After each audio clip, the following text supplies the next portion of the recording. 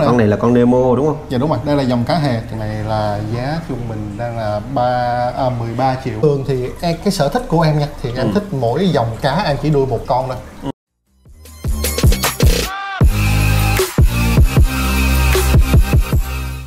Ok, xin chào tất cả anh chị và các bạn, thì mình là Tuấn đây. Chúc anh chị và các bạn một ngày vui vẻ. Hôm nay Tuấn đây có mặt tại Thủ Đức và mình chuẩn bị đến với một shop cá biển để học hỏi, giao lưu, chia sẻ kinh nghiệm nuôi cá biển. Bây giờ thì mời các anh chị và các bạn cùng theo chân mình nha. Ok, let's go. Thì tiệm của bạn là gần trường Hiệp Bình ở đường số 4 ha. Ngày trước thì bạn ở gần nhà thờ Fatima đó, nhưng mà hôm nay thì bạn dời về đây. Đây là nhà của bạn. Ngày trước thì bên kia là thuê ha. Bây giờ thì mình sẽ đi vào trong gặp bạn Trường, chủ shop các bạn ha. Đây, anh đang lay quay làm gì đó. Hello Trường. Hôm bữa ngoài hội chợ thì khoan đi, đợi lấy cái mic đi.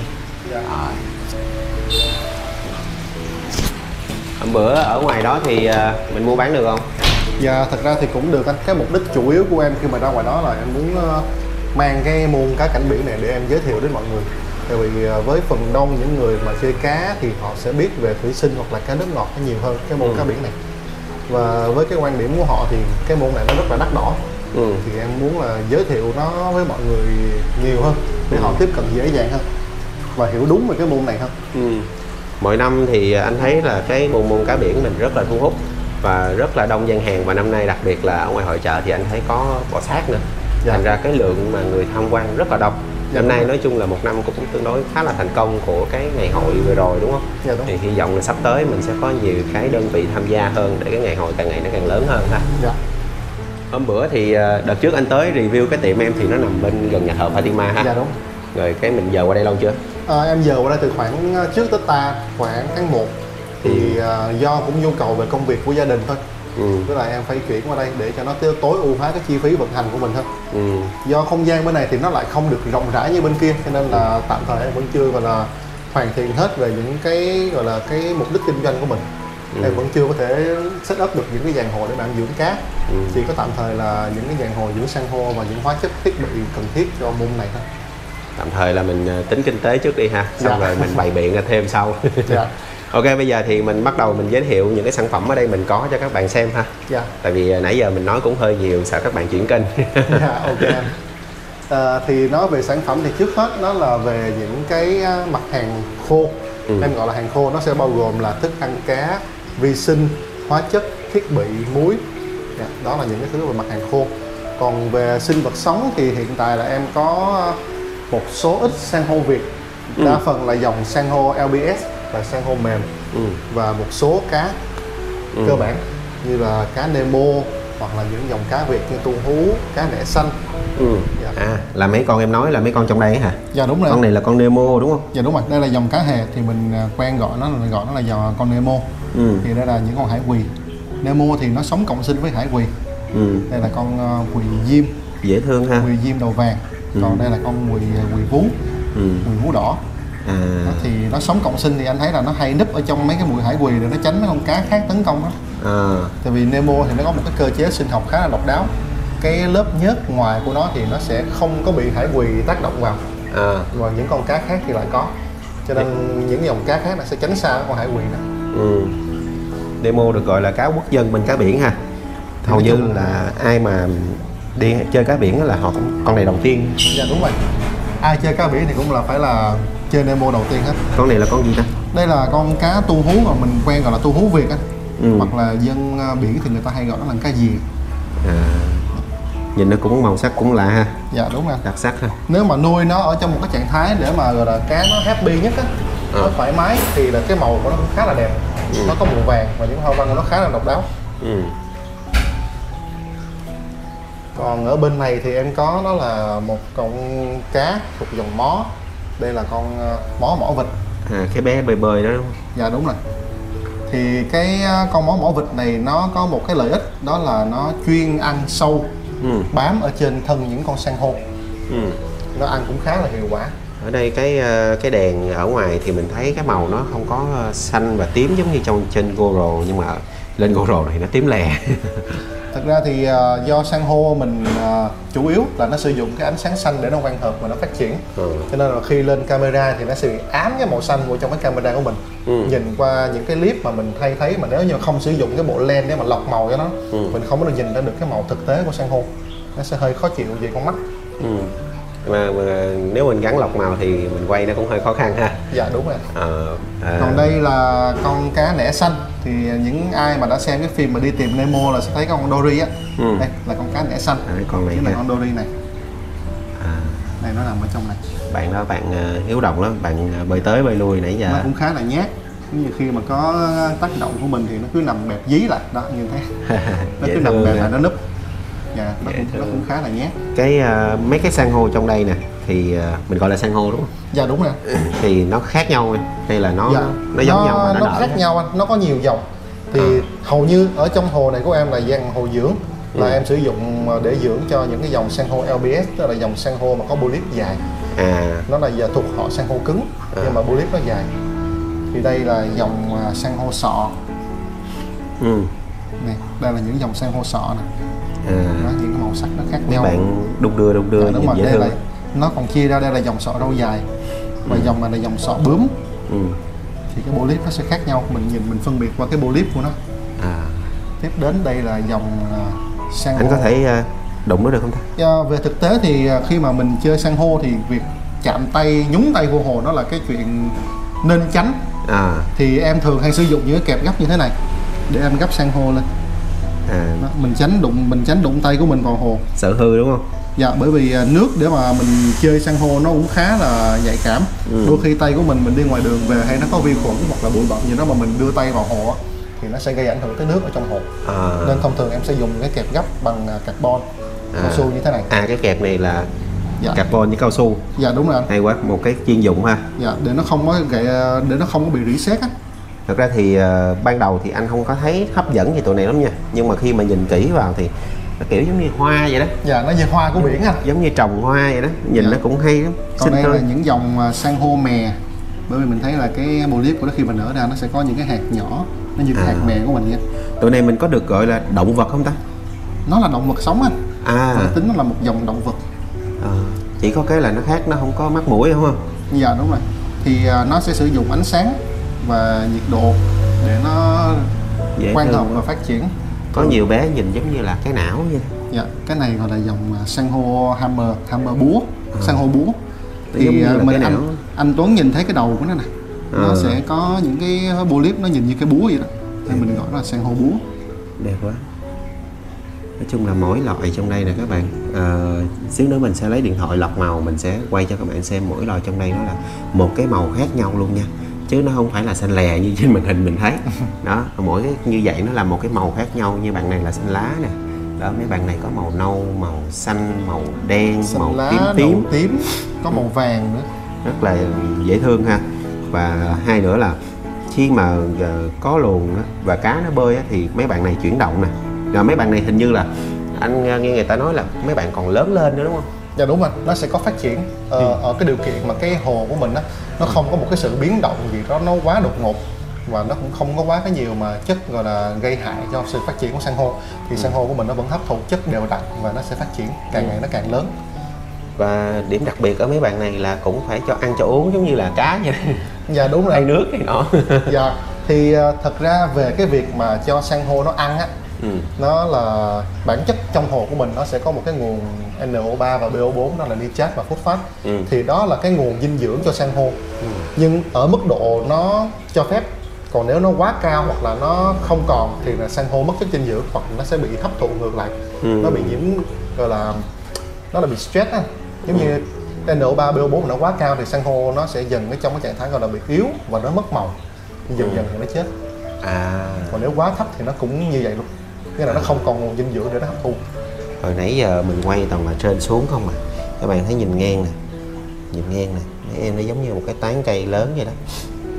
Rất là đẹp ha. Em có cái hồ nào mà mình set mấy cái này sẵn anh quay không mấy bạn? Dạ bên này hình như phía bên này nè. Ở bên này thì là hồ em set up là để thứ nhất là em chơi, thứ hai là để em giới thiệu cho khách hàng. Thì vậy là qua đây mình mới qua, thành ra mình cũng chưa có kịp mình dựng, mình set up này nọ đúng không? Thì đầu tiên ở đây là một cái hồ mini để bàn. Thì ở đây em chỉ là thả vào đây là hai con Nemo, một con cá Dory và hai con tôm bác sĩ với vài con hải quỳ thôi.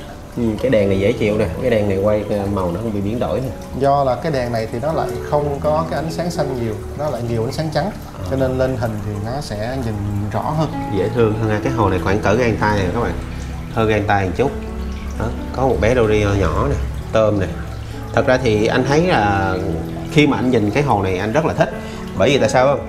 Thứ nhất đó là ngoài chuyện mình chơi ra thì còn con cái nè, còn gia đình nè, nhiều khi là con mình nó học hỏi, nó nhìn ngắm. Đúng rồi. Thì và cái hồ bé như vậy thì nó cũng sẽ dễ chăm sóc, và cái chi phí đầu tư mình cũng không cao nữa. Không cao. Những cái hồ chi phí đầu tư thì nói chung là mình gọi là chế cháo thì nó sẽ khoảng tầm cỡ 1-2 triệu gì đó. Cái con anh nó rất là thích cái tụi này, nhưng mà bởi vì là khi mà mình nếu mà mình chưa biết về nó thì khi mình nghe cá biển là mình rất là sợ, không biết là thay nước làm sao, rồi muối mình làm sao, hay là mình lấy nước biển. Cũng nghe truyền miệng là khó nuôi đúng không? Rồi. Rồi ăn cái gì, rồi vân vân. Thì lúc này bắt đầu mình bị cái ngăn cản bởi giữa con cá nước ngọt và cá nước mặn. Mặc dù là cá nước ngọt thì loại nào anh cũng có thể anh chơi được hết, nhưng mà khi vào cá nước mặn nhất là những cái loại mà nó đắt tiền, giá trị cao, cái bắt đầu mình sợ. Đó. Nhưng mà khi mà anh thấy cái hồ này thì anh thấy là cái việc nuôi cá biển nó cũng khá là đơn giản Thật ra nếu mà nói là nuôi cá nước biển nó khó hơn nước mặn nhiều á, thì nhờ đôi khi mình nói thì mấy anh em nước ngọt nó lại tự ái. Cho nên là thôi thì mỗi môn nó đều có một cái khó của riêng mình, cho nên là em nghĩ là hai môn nó đều khó như nhau.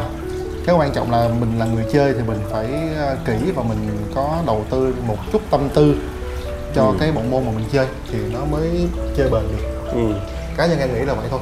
Chứ còn nếu mà kêu mà nước biển là khó thì em nghĩ là nó không hẳn là khó lắm đâu, nó chỉ có tiêu tốn thêm một chút thời gian so với lại bên nước ngọt thôi. Cái hồ này nhìn nó cũng khá là đơn giản, như là một cái hồ cá thông thường các bạn, mà phiên bản mini thôi. Có đèn nè, có in out nè, ở dưới đây thì lọc tràn thôi, tràn đáy ở dưới thôi. Giống như mấy cái hồ cá rồng bình thường mình hay thấy người ta làm cái hộp lọc ở dưới, rồi thay vì có nhiều người để cái hộp lọc trên thì có người để hộp lọc dưới, rồi xong nó bơm nó chạy lên trên, rồi nước chạy qua thổi luồng, thì ở trong đây mọi thứ đều sống.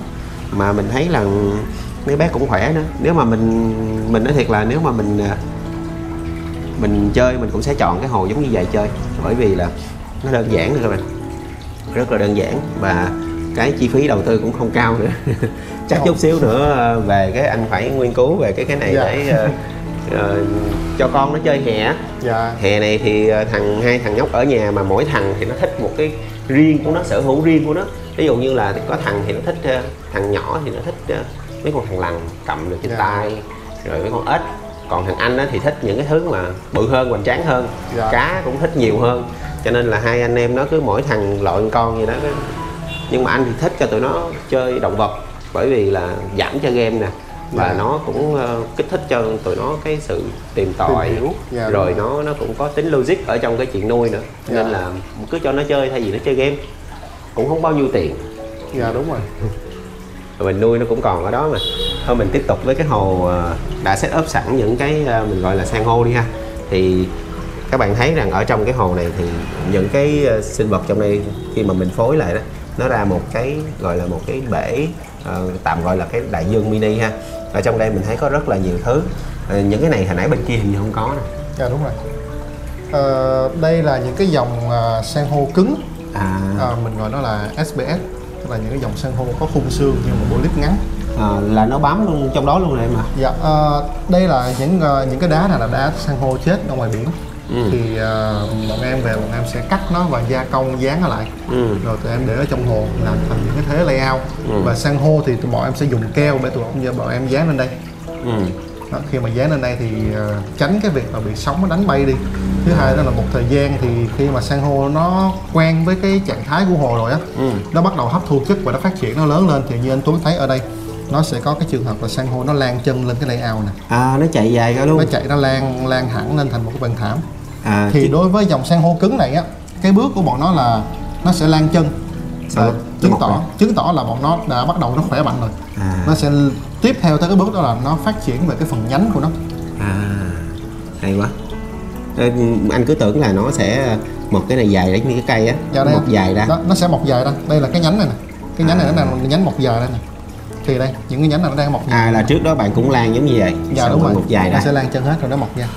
Như anh Tuấn thấy là những cái san hô này, anh thấy là những cái phần đầu của nó nè, nó sẽ có những cái điểm màu trắng. Tức là nó đang hấp thu chất ở trong hồ để nó phát triển về cái phần khung xương của nó trước. Khi mà khung xương nó phát triển lên rồi là bắt đầu tới cái phần polyp, nó sẽ lan lên, nó bít kín cái phần đầu này. Càng ngày nó hút, nó sẽ dài, cái tán nó rộng ra. Hay quá. Tưởng đâu là ban đầu anh nhìn cái đó anh tưởng đâu là nó bị gãy. Xong rồi nó lòi cái trắng ra. Rồi bao lâu thì cái tụi này nó có thể phát triển được trong hồ như vậy? Đối với những dòng san hô cứng mà nó cũng sẽ chia ra dùng nhiều dòng khác nhau nữa. Có những dòng nó hấp thu và nó phát triển rất là nhanh, còn có những dòng nó phải phát triển rất là chậm. Nó còn phải phụ thuộc vô cái gọi là cái bước sóng của ánh sáng, cái cường độ ánh sáng để nó phát triển. Có những dòng nó cần cái ánh sáng mạnh thì mình phải đặt nó ở phía trên để cho nó, thứ nhất là cái màu sắc nó phát triển, và thứ hai là cái độ phát triển về phần khung xương á nó cũng tốt hơn. Chủ yếu về cái phần ánh sáng là nó phát triển về màu sắc. Vậy là những cái giá thể giống như vậy nè thì mình nuôi một thời gian nó sẽ bám vào cái san hô này luôn, và nó sẽ bám vào cái đá leo này, nó thành một cái phần gọi là dính cứng ở trên đó luôn. Nhưng là một cái ở ngoài biển mình thấy đó là một cái giống như khi mình bơi xuống đó mình sẽ thấy là một cái tảng san hô lớn thiệt là nhiều loại. Đúng rồi. Vậy thì nó cũng mất thời gian lâu lắm ha. Cũng đối với san hô cứng thì nó sẽ nhanh hơn. Còn san hô LBS á, san hô SBS thì nó nhanh lắm. Còn san hô LBS mà polyp dài như thế này thì nó lâu, hầu như rất lâu. Nhưng mà mấy bạn này nhìn mấy bạn chuyển động thấy nó vui hơn là mấy bạn này nè. Mấy bạn này do là cái thân của bạn cứng á, thành ra là bạn chỉ có một số cái xúc tu nhỏ nhỏ nó đúng rồi. Thật ra thì cả hai nó đều là dễ thương hơn. Cả hai nó đều là san hô cứng cả. Mình chia là san hô cứng với san hô mềm. Tức là san hô cứng là những dòng san hô mà nó có cái phần khung xương. Còn san hô mềm thì nó lại không có khung xương. Đây cũng là san hô cứng luôn, nhưng mà nó lại chia ra san hô cứng thành hai loại. Mấy cái bé này là mấy cái bé hồi nãy bên kia đúng không? Mà qua đây nhìn nó đã ghê. Đây là san hô doa, nút áo. Tên tiếng Việt thì mình quen gọi là nút áo. Đây là một cái dòng san hô mềm, dòng short. Đẹp quá. Bên đây cái ánh sáng nó không bị xanh đó bạn, thành ra khi mình quay nó rất là đẹp các bạn thấy không? Mỗi cái bạn như vậy là một cái màu sắc, một cá thể sống khác nhau nè, một cái mang một màu sắc khác nhau, rất là đẹp nè. Nhìn cái bạn này nhìn tưởng đâu là cái con cá, con sam á. Nhìn bạn nằm xè ra đẹp quá trời. Kể ra là chơi cái môn này nó cũng khá là hay, khá là thú vị ha. Tại vì mỗi bạn nằm đâu nằm yên chỗ à. Đúng rồi. Đúng cái vị trí đó của mình thôi. Nó chỉ có con hải quỳ nó chạy vòng vòng thôi. Còn con hải quỳ chạy vòng vòng à? Đúng mà. Nói chung là ở cái địa điểm là nó nằm, nó cảm thấy nó không thoải mái là nó di chuyển, tự nó bứng cái chân ra, nó trôi theo cái dòng nước, nó bám tới cái chỗ nào mà nó cảm thấy nó ok nó đứng lại. Cũng vui ha. Thật ra thì hồi đó mà khi mà anh nghe tới cá biển á, anh nghĩ rằng là người ta sẽ làm ta bứng một cái đại dương bưng thẳng về, xong người ta để vô, xong người ta thả cá vô thôi, chứ mình không biết rằng là không phải cái này nó nuôi được nè. Tức là người ta có thể trồng cái giống như là trồng cây vậy đó. Rồi xong rồi chăm sóc rồi nuôi lớn. Nhưng mà bây giờ khi mình vào nó rồi mình thấy nó cũng là một gọi là một môn chơi riêng biệt của cá biển luôn. Ở Việt Nam thì bây giờ cái môn này nó cũng đang là khá là phát triển rồi. Và kiến thức mà anh em được cập nhật từ những anh em bên nước ngoài họ đã chơi trước từ nhiều năm, thì anh em ở Việt Nam mình cũng đã cập nhật về, áp dụng và cũng thành công.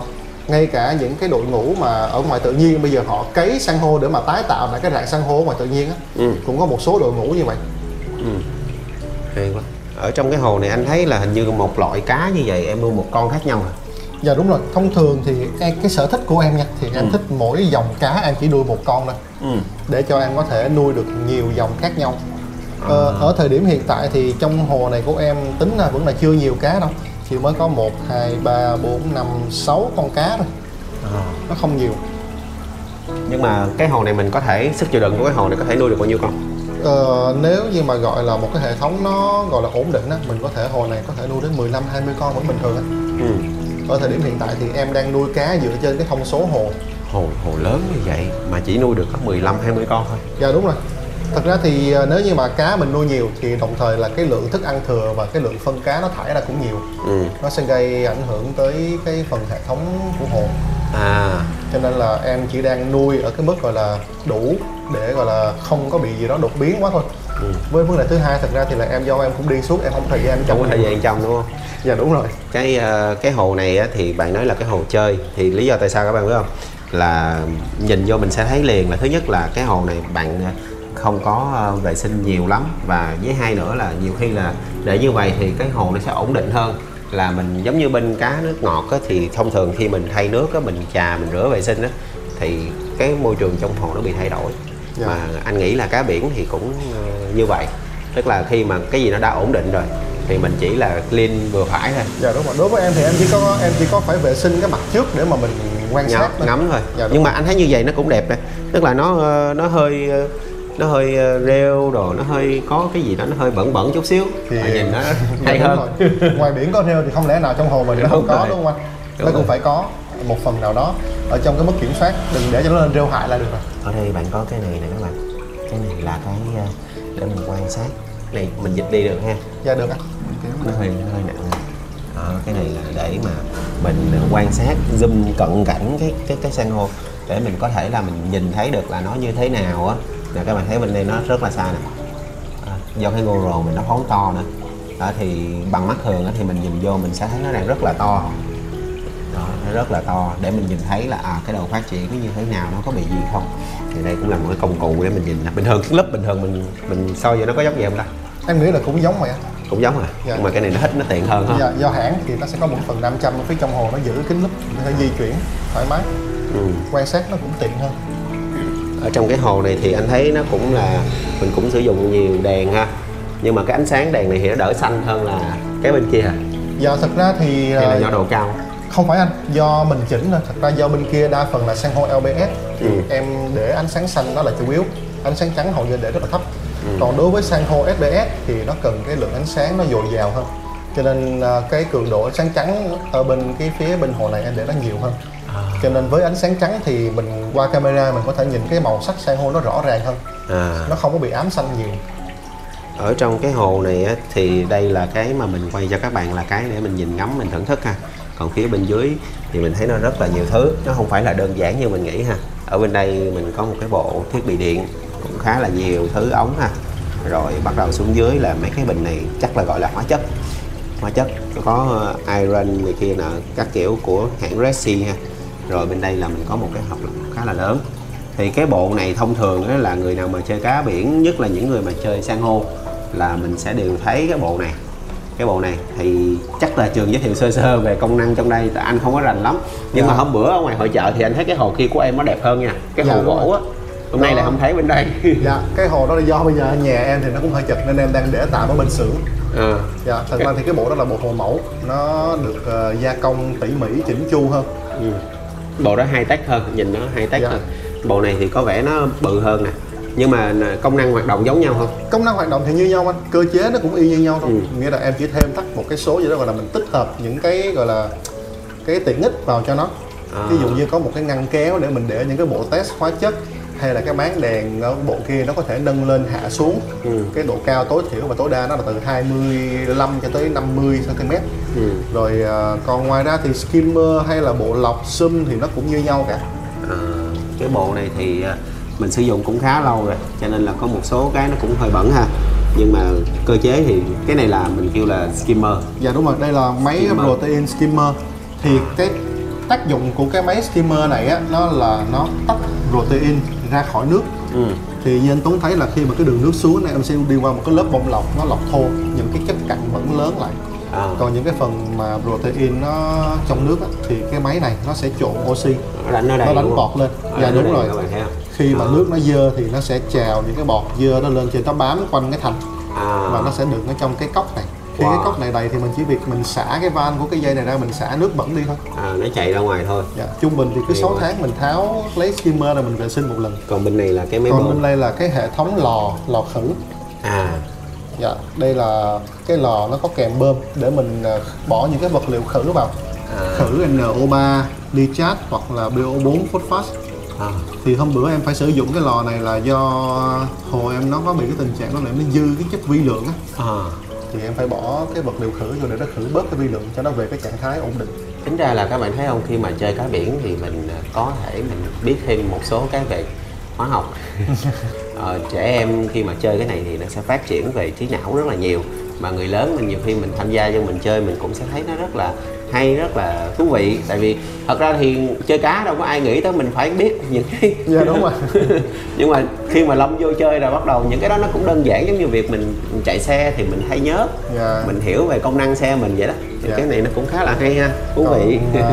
Bên này thì là những cái bơm vi lượng, gọi là dosing bơm. Thì là những cái bơm vi lượng này là nó sử dụng để em châm những cái hóa chất đa lượng cái này vi là lượng vô trong hồ. Cái này là ống vi lượng chứ không phải là ống dây điện hả? Dạ, ống này là ống bơm. Anh tưởng dây điện không? Đây là những cái ống bơm để nó rút cái hóa chất ở trong đây, nó bổ sung vào trong hồ. Tưởng đâu là cắm điện vô hồ. Dạ, thì đối với san hô thì những cái bơm này nó có tác dụng là nó sẽ bơm chính xác những cái liều lượng nhỏ vô trong hồ của mình. Số lần châm, thời gian châm, liều lượng châm thì mình có thể set up toàn bộ qua cái app của Redsi này hết. Đây là bơm vi lượng của Redsi. Tức là cái này là nó chạy thông minh đúng không? Dạ đúng rồi. Và nó sẽ có chỉnh được qua điện thoại. Dạ. Và nó cũng chỉnh cơ được trên đây luôn. Dạ đúng rồi. Hay quá. Nếu mà vậy thì dù mình chơi cá mình cũng đâu cần quan tâm lắm, khi mà nếu mà nó bị vấn đề gì nó cũng sẽ báo trên app đúng không? Thật ra thì nó sẽ báo trên app về những thứ như là hóa chất của anh nó gần hết, hay là nó bị mất kết nối thiết bị thì nó sẽ báo cho mình để mình coi, mình điều chỉnh lại, mình fix nó lại. Còn có những cái bộ gọi là test chất thường xuyên á thì nó sẽ test luôn cả chất cho mình ở trong hồ. Một ngày nó test bao nhiêu lần, một tháng là hết bao nhiêu lần đó. Hay quá, nó có những cái thứ hỗ trợ đó thì mình cũng sẽ chơi nó cũng đơn giản hơn. Dạ đúng rồi. Em nói đơn giản như là KH đi, nó là một cái chất cần thiết cho san hô nó phát triển. Nhưng mà mình không thể nào mà mình chăm một lần một cái ào trong hồ được. San hô nó sẽ bị sốc, nó sẽ bị lột polyp. Thì cho nên là cái máy này nó sẽ giúp cho mình kiểm soát cái lượng KH mà mình chăm vào trong hồ. Mình sẽ ngắt nhỏ nó ra, ví dụ như ok một ngày em muốn chăm 24 ml KH thì em có thể set up em ngắt nhỏ nó ra, em chăm thành 24 lần.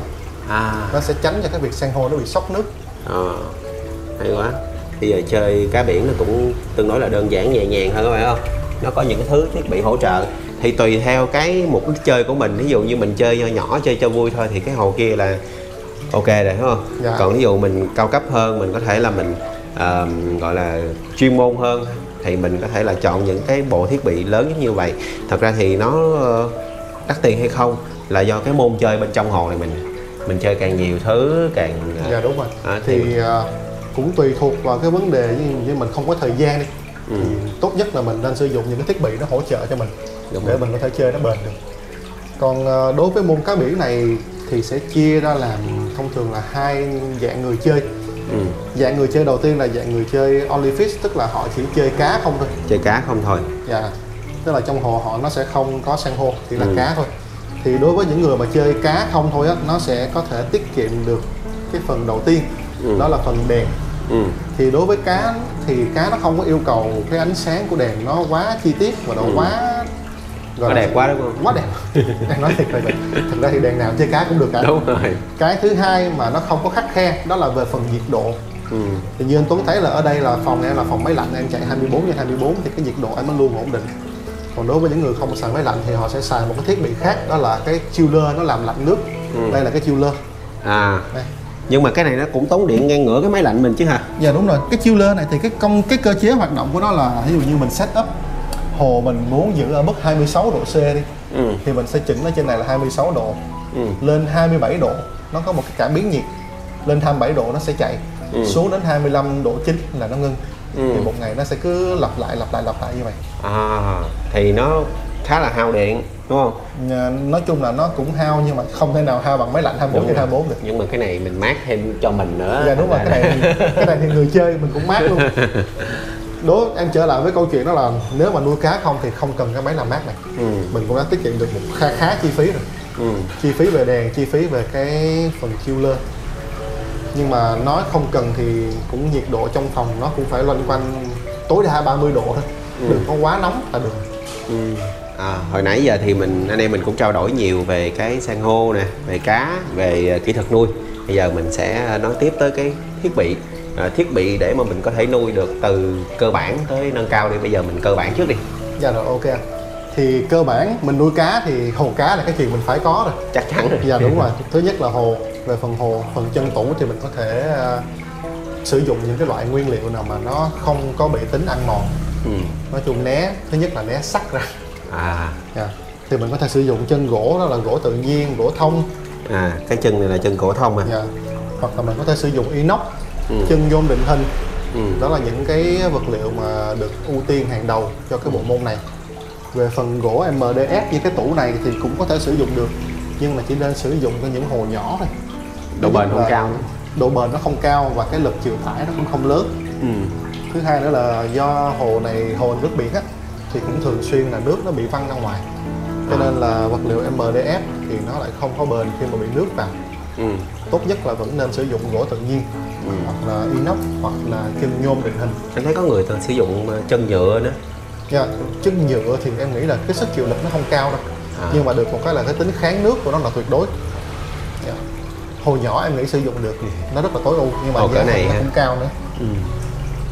Đầu tiên đó là hồ thì thông thường sẽ chia ra làm hai dạng. Thứ nhất là dạng hồ lọc vách như thế này, là cái hệ thống lọc nó sẽ tích hợp luôn trong cả cái hồ luôn. Cái này anh thấy thông dụng nè. Dạ, cái phần vách đằng sau nó sẽ tích hợp làm cái hệ lọc.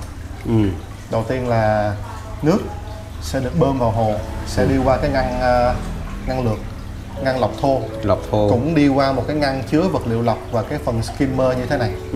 Cuối cùng lại về cái ngăn bơm và bơm vào hồ, nó thành một cái vòng tuần hoàn. Cái này là cái đánh hồi nãy em nói đúng không? Dạ đúng rồi, cái skimmer routine. Cái skimmer routine nó cũng đầy đủ ha, một cái hồ bé bé vậy cũng đầy đủ ha. Còn đối với những hồ lớn hơn thì thông thường đối với anh em chơi cá biển thì họ sẽ sử dụng hệ thống lọc tràn dưới. Là cái hệ mình gọi là cái sum, nó như thế này. Cái sum như vậy đó, thì tổng quát anh Tuấn cũng thấy đó là nó cũng sẽ có máy bơm, có skimmer, và cái không gian nó sẽ rộng rãi hơn để cho mình có những cái chứa thêm được những cái vật liệu lọc, đá sống này, hay là magic, và còn chứa thêm được những cái phần lò khử như thế này khi mà có sự cố xảy ra mà mình muốn xử lý. Nói chung về cái phần tối ưu về không gian thì vẫn nên sử dụng cái hệ thống hồ mà có lọc sum như thế này. Bởi vì đối với cá biển á, càng ổn định thì nó lại càng tốt cho hồ hơn. Và hồ càng lớn thì nó lại càng ổn định. Tức là cái thể tích nước nó lớn á, nó sẽ ổn định. Ổn định cái thứ nhất là về cái phần nhiệt độ. Thể tích nước càng lớn thì nhiệt độ nó sẽ lại càng giữ lâu, nó sẽ bớt bị tăng nhiệt độ. Tiếp theo về cái việc mà ổn định nước ở trong hồ, đó là ổn định về các chất. Em nói các chất ở đây đó là ví dụ như NO3 với BO4 đi, thì khi mà một con cá của mình nó chết ở trong hồ, nó sẽ phát sinh ra những cái độc tố NH3 với NO2 và từ từ nó chuyển hóa. Thì nếu mà vi sinh mình nó chuyển hóa không kịp với cái đó, nó sẽ tạo thành độc tố trong hồ, nó sẽ dễ dàng gây cho mấy con cá khác nó bị ảnh hưởng theo. Thì đối với hồ nhỏ, một cái skimmer nhỏ thì 50 lít nó cần một khoảng thời gian để nó phát tán cái độc tố từ một con cá nó chết ra đi. Em ví dụ đơn giản ha. Thì một cái hồ 500 lít cũng một con cá nó chết, thì cái thời gian để mà cái độc tố nó sản sinh ra thì nó phải gấp 10 lần. Nó cho mình một cái thời gian dài để mà cái hệ thống hồ mình nó xử lý được. Cho nên em nói là tại sao hồ lớn nó sẽ tối ưu hơn, nó ổn định hơn so với hồ nhỏ là vậy. Tiếp theo thì đó là về phần đèn. Đối với những hồ mà chơi cá biển không thôi, họ không chơi san hô, thì như hồi nãy em có chia sẻ là nó không quá quan trọng về sử dụng đèn nào, ngay cả đèn thủy sinh mình vẫn chơi được.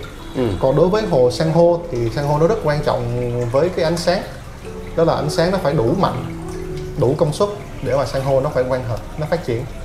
Thì thông thường sử dụng đèn cho hồ cá biển thì nếu ai mà có điều kiện thì nên sử dụng những cái đèn của những hãng lớn, những thương hiệu quốc tế như là Hydra, AI, Hydra, hoặc là của Ecotech Marine, đó là đèn Radiant. Đó là những hai cái thương hiệu mà gọi là phổ thông nhất và những người chơi cá biển họ sử dụng cả nước ngoài và ở Việt Nam mình luôn. Còn nếu như mà kinh tế họ không có đủ điều kiện hoặc là họ có nhu cầu thấp hơn, chơi những cái dòng san hô tương đối cơ bản thôi, thì hiện tại cũng đã khá là có nhiều những cái dòng đèn giá bình dân nó phù hợp với túi tiền hơn. Ở đây em có cái đèn nào không? Có cái đèn nào mà cho các bạn dễ hình dung, dễ xem á? Ở đây thì em có một cái đèn Radiant. Đó là của hãng Ecotech Marine. Thì cái đèn này là giá trung bình đang là 13 triệu. 13 triệu. Em đang sử dụng 3 cây ở bên hồ chính mà. Vậy là 13 triệu là mình đã có 39 triệu trong cái hồ này rồi. Thật ra thì các bạn thấy không, khi mà mình chơi một cái vấn đề gì mà khi mình chuyên sâu vào nó thì đòi hỏi mình phải có mức độ đầu tư, đó là chuyện bình thường. Còn nếu như mà ở những cái dòng đèn cơ bản hơn, nó phù hợp với túi tiền hơn thì phổ thông nhất hiện giờ đang có dòng đèn LM25 của hãng Citoc. Đây là một cái thương hiệu của Trung Quốc, nhưng mà cũng đang được anh em đánh giá khá là tốt. Thứ nhất là về màu sắc, thứ hai là về công suất. Citoc. Dạ, Citoc. Citoc. Nó được đánh giá khá là cao về cái mặt gọi là ánh sáng, công suất. Mà giá thành nó êm không? Giá thành nó êm hơn nhiều anh. Nó chỉ có 5.900.000 đối với đèn thôi. Ô chà bá như vậy mà có nhiêu đó tiền à. Trong khi ông này cục nhỏ xíu. Dạ. Đã 13 triệu.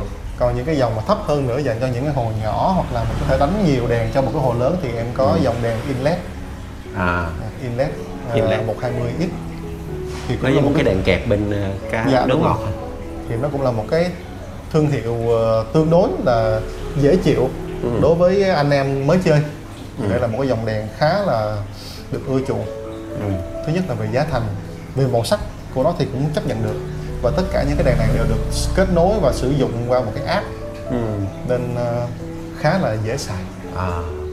Rồi, tiếp theo thì cái thiết bị cần thiết đó là cái skimmer, protein skimmer. Thì đây là một cái dòng skimmer DC80 của hãng Seahawk. Nó thì dành cho những hồ có thể tích từ 150 lít đổ lại. Thông thường là dành cho hồ lọc vách. Thì đây là một cái dòng skimmer được đánh giá là có công suất tốt nhất cho những dòng hồ 150 lít đổ về. Còn nếu đối với những dòng hồ lớn hơn có hệ thống lọc tràn dưới thì mình nên xài những cái skimmer lớn như thế này. Giống như vậy đúng không? Dạ đúng rồi, skimmer Seahawk thì cũng có những cái dòng skimmer dành cho hồ lớn như vậy luôn. Cái này nó bằng meca. Dạ. Anh tưởng bằng kính. Thì skimmer lớn hơn nó sẽ tách những cái thức ăn thừa, phân cá, nói chung là protein đi ra khỏi nước tốt hơn. Thì giúp mình có thể nuôi được nhiều cá, nhiều san hô hơn. Nó sẽ tránh cái việc mà sinh NO3, BO4 nó quá cao. Sau khi skimmer xong thì mình sẽ qua tới thứ mà cần thiết tiếp theo. Về phần thiết bị thì như đó là coi như là tạm đủ rồi. Đã đủ chơi rồi. Dạ đúng rồi. Còn những thứ như là bơm vi lượng hay là các bộ máy tách chất tự động đó là dạng như là thiết bị sản phẩm hỗ trợ để nâng cao. Thì đối với người chơi mới thì những cái đó tạm thời là chưa cần thiết. Cái kiểu như là mình rảnh tay hơn đúng không? Dạ đúng rồi, nó giúp mình rảnh tay hơn. Nếu như có thể đầu tư ngay từ ban đầu luôn thì rất là tốt. Còn nếu như muốn tìm hiểu từ từ để mà chuyên sâu hơn thì những cái đó là những cái sản phẩm mà có thể bổ sung sau. Dạ. Những thứ cơ bản mình cần phải có để mình chơi đúng không? Dạ, giờ tiếp theo là mình tới tiếp theo thì mình tới muối đi ha. Muối đi ha. Dạ đúng rồi. Đối với nước biển á, thì những người chơi môn này thì họ sẽ thường là chia làm 2 dòng. Có một số người chơi họ sẽ sử dụng nước biển tươi. Đó là các cái đơn vị mà họ lấy nước biển ở ngoài các cái vùng biển như là Vũng Tàu, Cần Giờ hay là gì đó. Họ về đây họ cung cấp cho bên thủy hải sản, các nhà hàng hải sản. Thì họ cũng cung cấp nước biển cho những anh em người chơi cá biển luôn. Thì dạng thứ hai đó là mình sẽ sử dụng muối để mình pha. Đây, ở đây em có muối của thương hiệu đó là Red Sea. Đây là cái thương hiệu cá biển là hầu như là anh thấy cái gì cũng Red Sea. Red Sea thì thứ nhất là về phần giá nó khá là mềm. Thứ hai nữa là cái độ an toàn và tinh khiết của nó cũng tương đối cao, cho nên là anh em cũng khá là tin dùng. Tại vì nước ngoài thì họ sử dụng Red Sea cũng nhiều lắm. Cái này mình mở ra được không ta? Dạ được anh. Mở ra mình xem cái muối nó khác với lại cái muối ăn mình nhiều không. Một cái thùng về mình sử dụng bao lâu thì hết? Một thùng này đó thì mình thấy thì ở đây tùy theo cái hồ này đúng không? Ồ, cái muối mịn nha. Muối nó mịn như là bột luôn các bạn. Nó sạch đã ha. Nói chung là nó cũng sẽ còn có một số ít gì đó cặn cát hay là bụi, nhưng mà nó cũng tương đối và là sạch để sử dụng cho cá biển. Tại vì muối này là họ đã có cho luôn cả những cái chất đa vi lượng ở trong đó rồi. Nó hỗ trợ giúp cho san hô phát triển, nó cung cấp lại cái phần mà vi lượng mất đi khi mà san hô nó hấp thu. Và cái việc thay muối hàng tuần thì nó cũng giúp cải thiện cái môi trường nước, nó sạch hơn. San hô và cá nó cũng happy hơn, nó giảm những cái độc tố trong hồ. Nói chung thay nước gọi là thay muối á, vẫn luôn là cái phương pháp hiệu quả nhất để xử lý sự cố trong hồ đối với môn này. Là bây giờ là cái anh mua cái thùng muối này về, xong rồi cái anh lấy nước phong tên mình bình thường đúng không? Anh đổ vô được không? Thật ra là không được anh. Đối với san hô thì bọn em sử dụng nước là nước đã qua cái hệ thống lọc RODI. Nó còn như vậy nữa. Dạ, thì nước để mình sử dụng mình pha muối á, thì cái TDS tức là cái hàm lượng chất rắn hòa tan ở trong nước á, nó phải bằng 0 hoặc là dưới 5.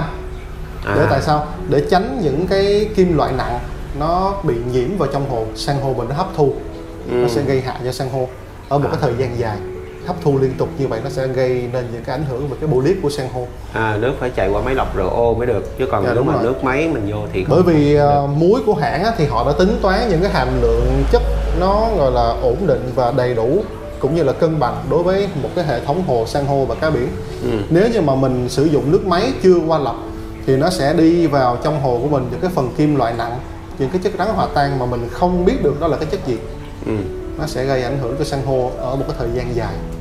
Ban đầu thì mình chưa thấy rõ cái tác hại của nó đâu, nhưng mà về một thời gian dài thật là dài, bắt đầu san hô nó sẽ có hiện tượng là nó cứ bị mất màu, nó cứ chết dần, nó bị chóc cái polyp ra khỏi cái khung xương. Cũng một kinh nghiệm hay các bạn ha. Thật ra thì một cái bộ lọc RODI nó không có quá mắc, nó sẽ khoảng tầm đâu đó 2.650.000 cho đến 2.700.000, tùy đơn vị họ bán và họ thi công. Nhưng mà đó lại là một cái thứ mà phần lớn nhiều người chơi mới lại chọn bỏ qua nó để tiết kiệm cái chi phí. Thứ nhất là đó, thứ hai là cái đèn. Đầu tư lâu dài thì mình đúng rồi. Thì hầu hết người chơi mới lại chọn vì tiết kiệm chi phí mà họ lại chọn bỏ qua hai cái thứ quan trọng nhất đó. Cho nên là cuối cùng là nhiều người đã không thành công ở cái bộ môn này mà họ quyết định là họ ngừng cuộc chơi. Và họ nói là cái môn này nó khó quá. Nhưng mà do ban đầu bọn em cũng có tư vấn, nhưng mà do họ cũng muốn tiết kiệm chi phí và họ cũng tham khảo từ một số những cái nguồn khác á, thì cái thông tin nó đôi khi nó hơi nhiều ý kiến trái chiều á. Và cuối cùng họ chọn cái phương án là tiết kiệm mà họ bỏ qua những thứ quan trọng. Đến cuối cùng là họ phải dừng cuộc chơi. Thật ra thì cũng hơi đáng tiếc.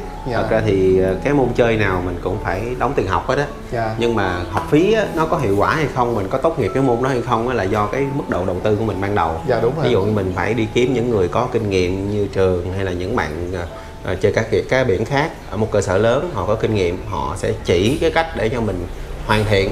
Thì khi đó họ sẽ có cái giống như là cho Trường nói mình á, mình có thể lược bỏ bớt với đúng cái thứ mình chơi cần thôi, không dư cũng không đừng nên thiếu. Không thiếu thì khi mình chơi nó sẽ có cái độ bền tốt hơn. Đó, cho nên là mình nghĩ là môn chơi nào mình cũng phải nên bỏ ra một cái chi phí tương đối hợp lý với mình. Ví dụ như là mình chơi cá không, only fish, thì hoặc là có thể tiết kiệm được những thứ như là đèn, chiller. Còn mình muốn đẹp hơn, mình muốn nó đại dương, nó sinh động hơn thì mình phải đầu tư. Nói chung là mình phải chấp nhận thì đỡ thì vẫn có chí phèo. Còn đại gia thì phải đi với chân dài, nó là cái quy luật bắt buộc rồi. Ngoại trừ cái nước và muối gì rồi thì ở bên đây mình còn cái sản phẩm nào mà để mà giống như là hành trang cho các bạn mới chơi không? Đối với những người mới chơi thì cái kiến thức cơ bản và cần thiết nhất đó chính là cái hệ vi sinh ở trong hồ. Thì mình phải tạo một cái hệ vi sinh nó khỏe mạnh ở trong hồ ngay từ thời gian ban đầu, để cho vi sinh sau này nó sẽ xử lý những cái chuyển hóa những cái chất độc như là NH3 ammoniac hoặc là NO2 nitrit, nó chuyển hóa những cái chất độc đó đi. Đó, thì hệ vi sinh nó rất là quan trọng, cho nên những cái chủng vi sinh mình cấy vào hồ ở thời gian đầu nó cũng rất là quan trọng. Ở đây thì thông thường hiện nay đang phổ biến nhất và được người chơi đánh giá cao nhất và trong cái tầm giá gọi là ổn nhất đó là của hãng Rywell Aquatic. Đó là vi sinh Micro Buster 7. Là chai này đúng không? Dạ đúng rồi. Mình cũng có từ cái chai bé xíu cho tới cái chai lớn hơn nè. Dạ, nó nhiều dung tích từ 250, 500 và ml và 1 lít. Phù hợp với người chơi ít hay nhiều đúng không? Đối với vi sinh thì nó cũng phải cần một cái lượng carbon hòa tan để làm một cái nguồn thức ăn cho nó. Thì nó sẽ có cái gọi là thức ăn vi sinh, cũng là của hãng Rywell Aquatic luôn. Đó là Reef Biofilm. Đó là mình cần cái này đúng không? Và cái này khi mà mình chơi san hô đúng không? Dạ đúng rồi. Khi mà mình chơi cho dù là san hô hay cá thì mình cũng cần những cái này để cho nó thúc đẩy cái hệ vi sinh nó phát triển mạnh hơn. Một thời gian để mà vi sinh nó em gọi là nó tạm ổn định đối với một cái hồ cá biển nó là khoảng 6 tháng đi. Khoảng tầm 6 tháng thì vi sinh nó sẽ tạm ổn định. Và đối với những hồ mà đã trên 1 năm thì là em mới gọi nó là ổn định. Ổn định ở đây tức là trong cái thời gian nó ít hoặc là không xảy ra một cái sự cố nào gọi là đáng tiếc. Ví dụ như là bị bùng vi sinh, mình lật hệ thống nền lên, hay là mình lật sum, mình lấy vật liệu lọc ra mình quậy nó lên. Những cái thứ đó là những cái thứ nó sẽ ảnh hưởng tới cái hệ vi sinh trong hồ của mình. Đối với môn này như em nói ngay từ ban đầu, nó là sự ổn định, nó là chìa khóa. Thì mình càng ít đụng chạm vào cái hệ thống trong hồ, càng nhiều, càng ít càng tốt.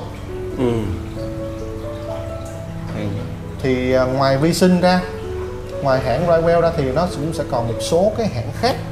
Như ở đây là cũng có hãng của Tropic Marine, nhưng mà do sản phẩm của vi sinh thì em đã bán hết rồi. Ở đây thì chỉ có những cái sản phẩm khác của hãng thôi. Đối với Việt Nam mình cũng có phát triển một cái thương hiệu, đó là thương hiệu của Infinity. Thì ở đây cũng cho ra đời những cái dòng vi sinh, chơi bé bé dễ thương ha. Dạ đúng rồi. Đây là cái dạng dòng đậm đặc, sử dụng đếm giọt, cứ 1 giọt trên 100 ml. Nhưng mà của Việt Nam thì giá thành nó tốt hơn. Dạ, nó sẽ tốt hơn một khoản. Với lại nó nhỏ hơn thì nó cũng chi phí bỏ ra. Với anh em muốn ủng hộ thương hiệu Việt thì việc đó cũng rất là tốt. Cái hàng Việt Nam mình thì cũng không phải là tệ lắm, chứ cũng bình thường, không tệ. Nhưng gọi là xuất sắc được như hãng thì chắc chắn là không thể rồi. Một cái thương hiệu non trẻ thì không thể nào mà so sánh được với hãng hết. Mình phải chấp nhận cái chuyện đó. Nhưng mà cái gì cũng cần có thời gian, cũng như bên nước ngọt có Extra Bio nữa. Thì bây giờ nó là một cái gọi là cái thương hiệu chủ chốt hàng đầu của Việt Nam. Đúng thì em tin rằng nếu như mà phát triển đúng hướng, cải thiện sản phẩm càng ngày càng tốt hơn thì cái thương hiệu Việt Nam của mình nó cũng sẽ mạnh hơn. Tiếp theo thì một cái sản phẩm đó là than hoạt tính. Thì gọi là cái sản phẩm này nó giúp, thứ nhất là nó làm trong nước, thứ hai là nó hấp thu những cái độc tố ở trong hồ. Than hoạt tính nó có giống mấy cái than hoạt tính mà bình thường mình hay thấy không ta? Em nghĩ là nó cũng giống, nhưng mà do cái này là của hãng họ sản xuất cho nên là họ xử lý nó kỹ càng rồi. Thứ hai nữa là cái thời gian sử dụng nó sẽ dài hơn. Thì đây là than của Rexsi, cứ 1 tháng mình thay 1 lần. Cái liều dùng nó cũng thấp, 50g cho một cái hồ 200 lít. Cũng tương đối là tiết kiệm. Nhưng mà cái hiệu quả nó mang lại rất là cao. Mình sẽ cảm thấy nước nó rất là trong khi mà mình sử dụng than hoạt tính. Và những cái độc tố ở trong hồ khác mà than nó sẽ hấp thu được, nó cũng sẽ giúp giảm bớt cái stress căng thẳng cho cá với san hô. Tiếp theo đây là những cái dòng chất bổ sung cho san hô. Thì những bạn mà chơi cá Onlyfish thì không cần quan tâm tới những sản phẩm này. Đầu tiên nó là đa lượng. Thì san hô nó sẽ cần đầu tiên nó là canxi, magie và KH. Thì cái chai KH em bán hết rồi. Là mấy cái mà em bỏ vô trong cái bình đó đúng không? Dạ đúng rồi, đó là những cái chất vi lượng, còn đây là chất đa lượng của nó. Đây là 3 cái chất chính. Đa lượng. Dạ đúng rồi. Là mấy cái này mình đổ trực tiếp vô hồ hay là mình Dạ đúng rồi, mình đổ trực tiếp vào hồ. Nhưng mà mình đổ theo cái khoảng là mình ngắt quãng nó ra. Như em nói ngay từ ban đầu là mình không có chăm, ví dụ như mình cần một cái liều lượng đó là 10ml một ngày đi, thì mình không có chăm một lần 10ml. Mình nên ngắt nhỏ nó ra thành nhiều lần để cho tránh cái tình trạng mà nó bị sốc vi lượng, đa lượng ở trong đó. Tiếp theo đó là những cái vi lượng. Đây là những cái thành phần chứa một cái hàm lượng rất nhỏ trong hồ thôi, nhưng mà nó giúp hỗ trợ tăng cái màu sắc cho san hô. Như thế ở đây là có iodine, potassium, sắt, rồi biotic element, tricolor. Thì đó là những cái chất giúp cho phát triển màu sắc của san hô. Chất tăng màu đỏ, tăng màu xanh lá, xanh dương, nó sẽ chia nhỏ ra. Ngày trước á, mà nếu mà chơi cá biển á, thì chắc là cũng phải biết tiếng Anh cũng rành rành ha. Còn bây giờ thì có chị Google nên thành ra là khi mình chơi mấy cái môn này mình cũng sẽ đỡ hơn ha. Mấy cái này thì chị Google đọc được hết. Chứ thật sự là nếu mà với một người mà họ có điều kiện, nhưng mà nếu mà không biết gì, không đọc được thì cũng khó khăn. Thành ra là lúc này thì những bạn như là Trường kia nữa có thể là hướng dẫn này nọ ha. Ngày xưa thì những anh em chơi trước đó là những anh em phía ngoài miền Bắc. Thì những cái sản phẩm này ngày xưa nó chưa có, nên họ phải sử dụng kiến thức hóa học uyên bác của mình để mà họ tự làm ra những cái hóa chất này để mà họ bổ sung cho họ, nên thấy nó rất là cực. Cho nên phong trào chơi cá biển của san hô thì miền Bắc sẽ phát triển hơn ở trong Nam của mình. Và những cái hồ san hô đẹp như anh Tuấn thấy là đa phần sẽ là những anh em ở ngoài miền Bắc, tập trung chứ ở Hà Nội. Cho nên là nếu mà có học hỏi kinh nghiệm thì em cũng thông thường hay tham khảo mấy anh em ở ngoài Bắc. Anh thấy bây giờ ở khu vực phía Nam mình đó thì nhiều cái nơi như là căn hộ cao cấp nè, hay là những cái khu biệt thự ở bên quận 7, quận 2 đồ thì họ cũng chơi cá biển nhiều lắm đó. Dạ đúng rồi. Đợt anh có đi với một cái người bạn thì bạn của bạn tới ăn tiệc á, thì anh thấy cái nhà đó cũng nuôi một cái hồ cá biển cũng lớn lớn có này nè. Mà người ta để vô cái gian phòng khách đó nhìn nó rất là đúng rồi. Bây giờ nó limited lắm. Bây giờ hồ cá biển thì được sử dụng khá nhiều cho mấy căn hộ chung cư, họ sử dụng nó để làm thành một cái vách ngăn phòng, nó cũng khá là hay để trưng bày trang trí, để giải stress, để ngắm. Mà cái cá biển á, thì do là cái hình dung trong đầu của người dân mình là nó đắt tiền, thành ra khi mà để vào cái gian phòng cái là nhìn nó cái nhà nó sang lên hẳn thì nó giống như một cái nội thất vậy. Tiếp theo thì là những cái hãng khác họ cũng có sản xuất những cái chất đa vi lượng như thế này. Đối với hãng Tropic Marine thì họ có sản xuất ra một cái sản phẩm đó là All for Rip, nghĩa là họ tổng hợp, đây là một cái hũ dạng bột All for Rip, mình pha với nước. Trong này nó có chứa đầy đủ các chất canxi, magie, KH và các chất vi lượng tăng màu. Nó bao gồm những anh này cộng lại. Dạ đúng rồi, tất cả những cái này cộng lại. Nhưng mà giá thành nó có cao không? Nó rất là tiết kiệm. Đây gọi là cái sản phẩm bán chạy nhất đối với thương hiệu Tropic Marine. Ngon lành hen. Hầu như bây giờ họ xài cái này rất là nhiều bởi vì nó tiện đối với người chơi mới. Còn đối với những người chơi nuôi san hô SBS lâu năm thì họ lại không chuộng lắm sản phẩm này. Do là nó tổng hợp nên họ không thể kiểm soát được từng chất nó ổn định, nó hơi khó chịu. Cho nên những người chơi lâu năm họ vẫn chuộng chăm lẻ từng chất đa vi lượng như này. Đối với thức ăn thì những người chơi cá không thì họ sẽ có được những sự lựa chọn về thức ăn khác nhau. Ở đây cái thương hiệu mà anh em hay chọn nhất đó là thương hiệu của Ocean Nutrition. Đối với thương hiệu Ocean Nutrition thì sẽ chia làm hai dòng chính, đó là thức ăn dạng hạt và thức ăn dạng lá. Là trong đây nó hạt hoặc là nó mảnh mảnh. Dạ đúng rồi. Đây, để em gửi mở thực tế những cái hũ này cho mọi người cùng xem. Đây là thức ăn dạng hạt.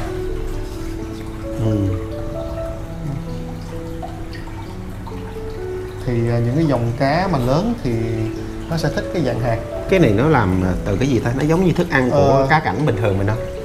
Em nghĩ là thành phần ở trên hũ nó ghi là có thành phần của tảo biển, có thành phần tôm, rồi thành phần của các động thực vật. Mùi nó cũng khá là thơm rồi. Cũng khá là thơm. Cá cũng khá là thích. Đây là thức ăn dạng lá, thì thức ăn dạng lá này đa phần những con cá dòng tan nó sẽ thích hơn. Đây. Cái dạng nó lát lát như vậy. Dạng lát như thế này. Thì mình cho cá ăn nó cũng khá là thú vị. Những con cá dòng tan rất là thích ăn lá. Anh tưởng là dạng viên thì nó dễ ăn hơn chứ. Dạng viên thì cá nào nó cũng ăn, lá thì những cái dòng tan nó sẽ thịt đó. Như các bạn thấy là nó rỉa ha. Dạ nó rỉa. Và dạng lá thì nó sẽ nhẹ hơn, nó sẽ trôi nổi ở trong nước lâu hơn, nó tránh cái tình trạng mà thức ăn thường bị rớt xuống đáy, bị chìm xuống đáy. Dạ đúng rồi. Nó trôi nổi vậy khi mà cái luồng mình tạo thì nó sẽ đánh con cá, nó thấy nó ăn đúng không? Còn cái này nó sẽ bị lắng xuống đây. Nhưng mà dưới đây có mấy bạn tôm mình xử lý. Dạ đúng rồi, nó lắng xuống thì tôm bác sĩ này nọ nó sẽ xử lý những cái thức ăn thừa đó. Còn đối với san hô thì thức ăn của nó sẽ có một cái dòng dạng như thế này, đó là Coral Nutrition. Coral Nutrition. AB Plus, mình quen gọi là AB cộng. AB cộng. Dạ đúng rồi, thì đây là thức ăn dạng lỏng.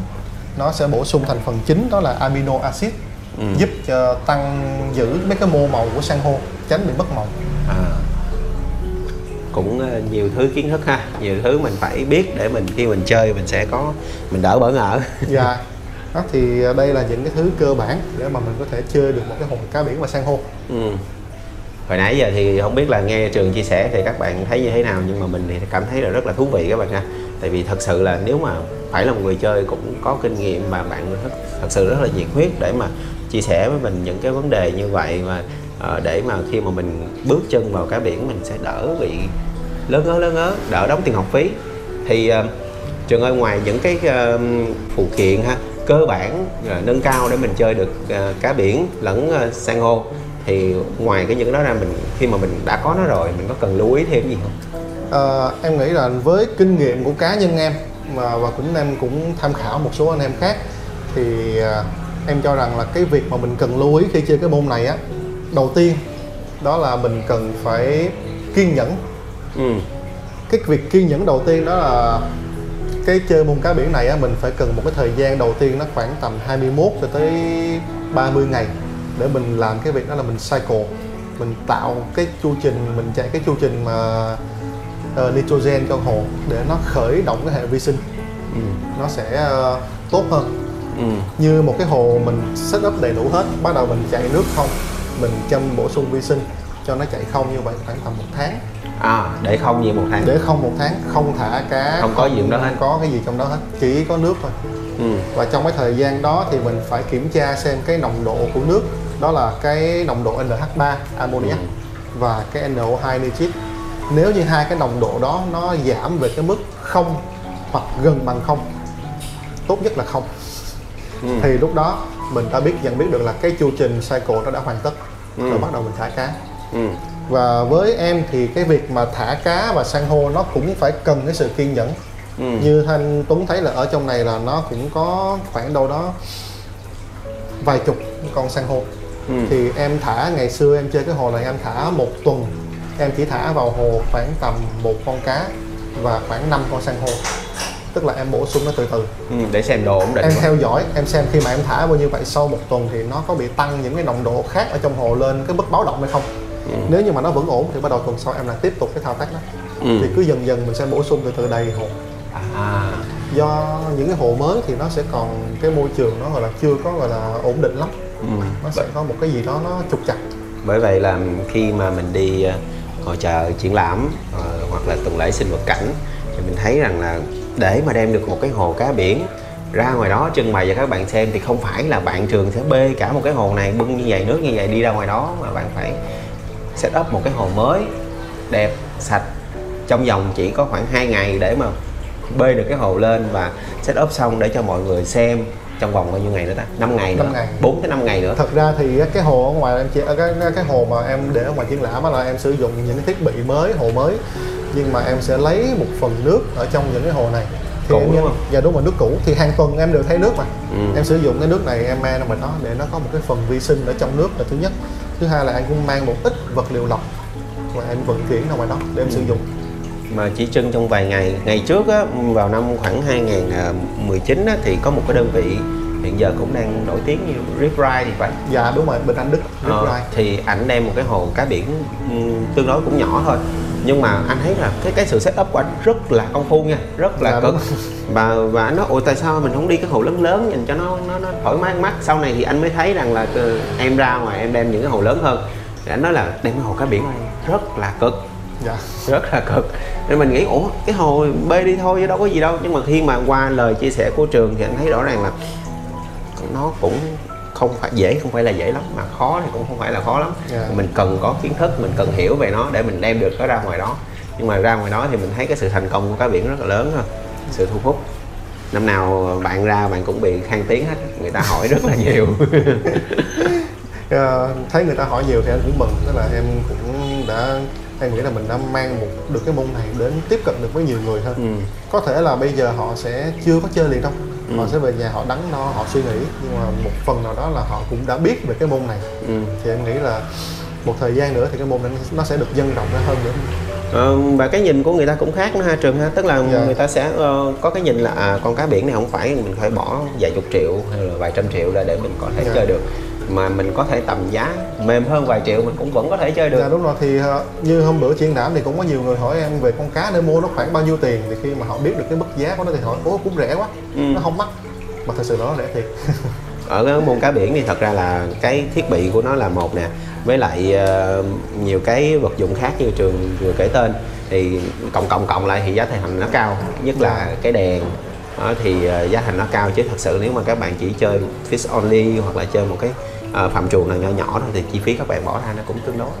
Còn cái lưu ý tiếp theo đó là em muốn khuyên mọi người đó là khi chơi cái môn này, nếu có thể thì mình nên đầu tư đầy đủ các trang thiết bị gọi là tầm trung ngay từ ban đầu, bởi vì sự ổn định là quan trọng nhất. Nếu như mà mỗi ngày mình cứ mỗi thêm thắt hay là mình thay đổi một cái gì đó thì nó gây một ảnh hưởng không tốt cho hồ. Ví dụ như ngay cả đèn, ví dụ hôm nay tôi chưa có tiền, tôi chưa có chơi được cái chiller, tôi xài quạt. Đến lúc mà tôi có tiền thì tôi mua cái máy làm mát nước tôi gắn luôn. Nó sẽ có những cái thay đổi. Thứ nhất là chiller thì mình phải đi ống nó sẽ có keo ống, rồi nhiệt độ nó đột ngột nó thay đổi xuống cả mấy độ một lần thì cá nó sẽ dễ bị bệnh, nó stress, nó bị sốc về nhiệt độ vân vân. Nó rất là nhiều thứ đó. Thì nếu có thể thì mình nên đầu tư ngay từ ban đầu đầy đủ thì nó sẽ tốt hơn. Đúng rồi. Còn điều lưu ý cuối cùng là nên tìm hiểu kỹ kiến thức trước khi bước vào môn này. Kiến thức nó quan trọng, thật ra kiến thức thì nó rất là miễn phí. Google nó không tính phí. Đúng rồi. Cái thứ hai nữa là những người anh em đã chơi trước, họ cũng rất là sẵn sàng để chia sẻ kiến thức. Tuy nhiên là khi mà họ chia sẻ kiến thức thì nó yêu cầu về cái mặt kinh tế nó hơi gắt gao một tí. Như em nói là đầu tư toàn bộ ngay từ ban đầu. Thì đối với một số người họ bị hạn chế về cái mặt kinh tế thì họ sẽ cảm thấy cái điều đó nó hơi quá sức của họ, nên họ buộc lòng phải tìm đến những cái giải pháp thấp hơn. Thì thấp hơn là mình phải tự đi kiếm đúng không? Là mình phải tự đi kiếm. Dạ đúng rồi. Thì đôi khi em gọi nó là tính già hóa non, nên cũng nên hạn chế cái phần đó.